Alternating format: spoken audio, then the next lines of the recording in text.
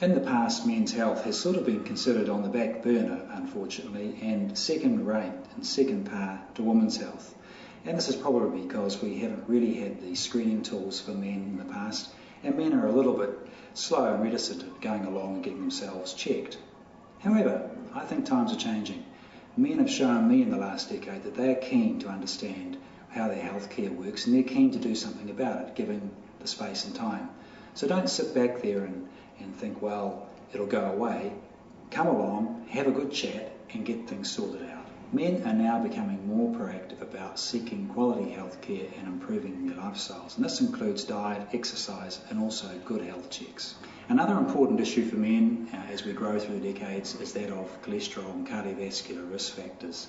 And it's very important to track just what level your cholesterol is at and just what your risk factor profile is. Don't hesitate to come along to your family doctor to have that check.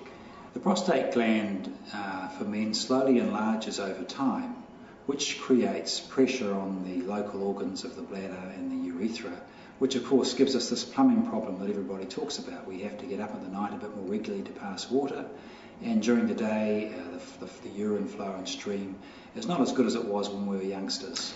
Help is now at hand with the advent in the last decade of the prostate-specific antigen blood test. This is commonly known as the PSA test. This can be arranged by your family doctor along with a full examination to determine what's going on with your prostate and what other investigations will need to happen.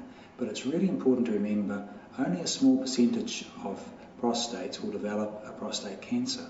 It is quite a big issue. It's bigger than cervical and breast cancer for women. So men's health is definitely off the back burner forever. Get along and get a checkup, especially if you're over 40 or 50 and there's been a family history of prostate cancer in your family. That's your father or your grandfather.